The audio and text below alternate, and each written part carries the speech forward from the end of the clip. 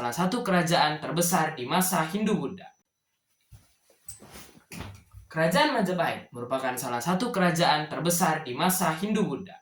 Selain memiliki luas wilayah dan juga armada yang kuat, Majapahit dikenal juga sebagai satu-satunya kerajaan yang hampir menguasai seluruh Nusantara. Kerajaan ini ataupun Kerajaan Majapahit memiliki pusat kerajaan di daerah Trowulan atau lebih tepatnya 10 km dari Mojokerto, Jawa Timur. Awal pembentukan dari Kerajaan Majapahit ini dimulai ketika Raja Raden Wijaya dinobatkan sebagai raja pertama dari Majapahit yang memerintah dari tahun 1293 sampai 1309 Masehi. Pembentukan Kerajaan Majapahit diketahui oleh para sejarawan lewat kitab Pararaton atau kitab para raja dan juga melalui buku Negara Kertagama. Mungkin kita mengetahui bahwa buku Negara Kertagama merupakan kitab yang memuat kisah mengenai Ken Arok. Tetapi kitab ini juga mengisi ataupun mengandung beberapa cerita ataupun komponen-komponen yang menjelaskan mengenai pembentukan Kerajaan Majapahit serta bagaimana Majapahit menjadi on fire atau berada di masa puncak kejayaannya di saat diperintah oleh Raja Hayam Wuruk. Kitab ini juga diterjemahkan oleh beberapa pendeta-pendeta dari India dan Tiongkok untuk diberitahukan bagaimana pembentukan serta bagaimana Hayam Wuruk menyatukan semua kerajaan di bawah Kerajaan Majapahit.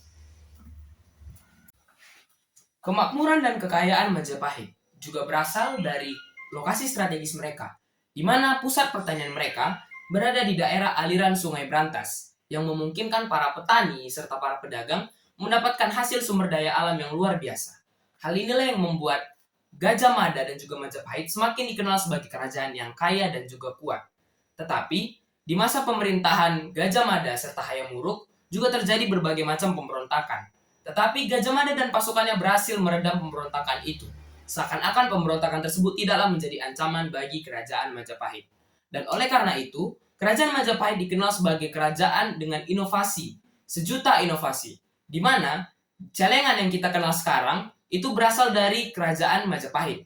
Di mana pada zaman dahulu di bahasa Jawa kuno dikatakan celeng itu berarti babi hutan.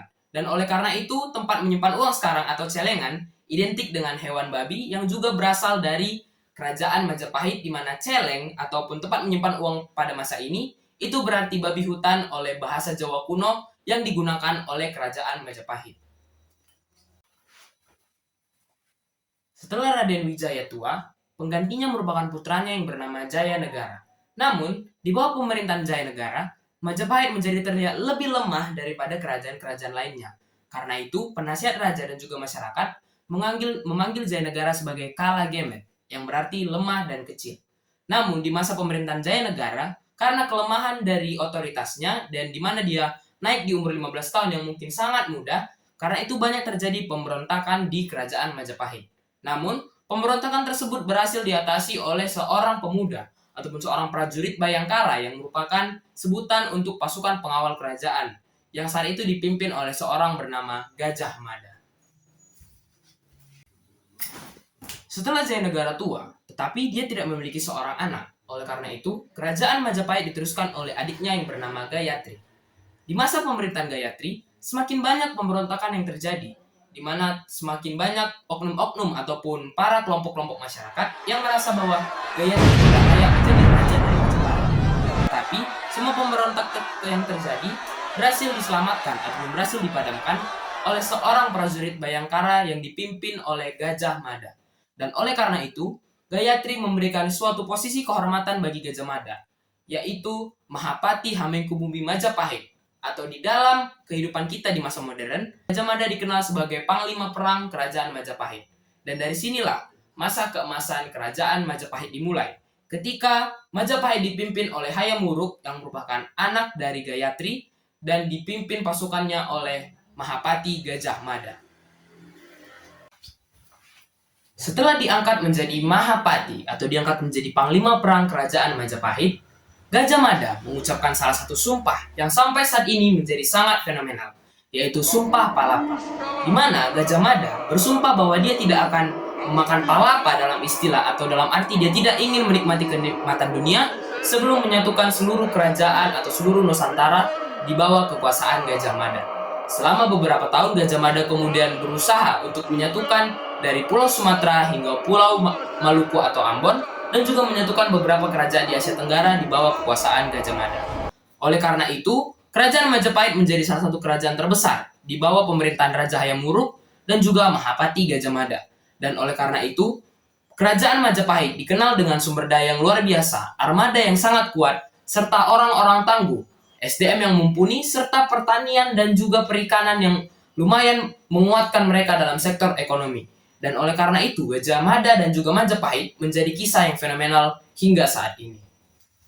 Penyatuan Nusantara oleh Gajah Mada berakhir di tahun 1364, di mana perang bubat atau perang antara kerajaan Pajajaran atau Sunda antara kerajaan Gajah Mada atau yang dikenal sebagai kerajaan Majapahit yang dipimpin oleh Gajah Mada berseteru hingga akhirnya kerajaan Majapahit memenangkan pertempuran.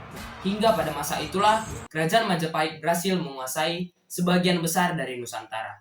Dan setelah itu, kerajaan Majapahit semakin dikenal kuat sebagai kerajaan yang besar, kerajaan yang memiliki luas wilayah yang sangat mencakupi seluruh bagian Nusantara, kerajaan yang kaya akan sumber daya alam, kerajaan yang kuat akan militer, serta kerajaan yang sangat baik dalam memperoleh perdagangan melalui pedagang yang datang ataupun pedagang yang mereka tukar terhadap pedagang yang berada dari luar negeri.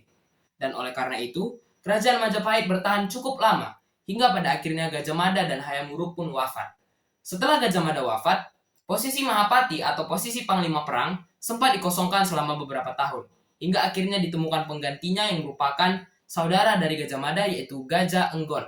Dan oleh karena itu, kerajaan Majapahit perlahan mulai bangkit usai kematian Hayam Wuruk dan juga Gajah Mada. Setelah Hayam Wuruk wafat, anaknya yang bernama Wirabumi kemudian diangkat menjadi Raja Majapahit atas kemampuannya ataupun kemauannya sendiri. Namun, kerajaannya tidak berlangsung lama, dikarenakan dia dianggap mencemari adat. Akhirnya Wirabumi pun dihukum mati lewat perang saudara yang sudah terjadi lama di kerajaan Majapahit. Setelah itu, Dewi Suhita yang merupakan salah satu saudaranya dinaikkan menjadi raja baru dari kerajaan Majapahit. Namun, Dewi Suhita hanya menjabat sementara saja, dikarenakan dia mengalami fenomena mati muda atau meninggal di usia muda. Dilanjutkan oleh beberapa kerajaan, dan juga dilanjutkan oleh beberapa raja, mulai dari Brewengker hingga Bre Ranawijaya atau sering dianggap sebagai Brawijaya. Namun, Brawijaya menjadi raja terakhir dari kerajaan Majapahit, di mana kerajaan Majapahit kemudian dihancurkan, di mana banyak sekali kerajaan-kerajaan yang awalnya menjadi bagian dari Majapahit mulai berpisah-pisah, mulai memerdekakan diri, memisahkan diri dari kerajaan ataupun dari teritori kerajaan Majapahit. Dan oleh karena itu, kerajaan Majapahit semakin lama semakin mengecil, sehingga pada akhirnya kerajaan Demak yang merupakan kerajaan Islam berhasil menguasai Majapahit. Dan itulah menjadi akhir dari kekaisaran Majapahit yang dikenal sangat luas, tetapi dihancurkan oleh kerajaan Demak yang saat itu merupakan kerajaan Islam. Kerajaan Majapahit juga dikenal sebagai kerajaan dengan beberapa peninggalan yang sangat fenomenal, di mana ada beberapa candi yang merupakan peninggalan dari kerajaan Majapahit, yaitu Candi Bajang Ratu yang berada di daerah Trowulan yang menjadi pusat dari kerajaan Majapahit sebagai saksi di mana Majapahit pernah mengalami awal kerajaan di masa puncak hingga akhirnya runtuh oleh kerajaan Demak. Kemudian ada Candi Tikus yang merupakan salah satu destinasi wisata juga yang merupakan bentuk dari kejayaan kerajaan Majapahit. Candi Brahu yang merupakan candi yang menjadi titik di mana kerajaan Majapahit mengutamakan adat serta agama Hindu-Buddha yang mereka anut. Serta juga beberapa candi lain, serta juga patung Mahapati Gajah Mada yang menjadi penghormatan terhadap jasa-jasanya terhadap kerajaan Majapahit. Dan dari sini kita bisa melihat bahwa kerajaan Majapahit memiliki begitu banyak warisan yang benar-benar harus kita lestarikan sebagai masyarakat Indonesia. Dan oleh karena itu, marilah apabila kita memiliki kesempatan kita datang ke tempat-tempat yang merupakan lokasi-lokasi peninggalan sejarah agar kita dapat melestarikan serta menghidupkannya agar tidak ditelan oleh sejarah itu sendiri.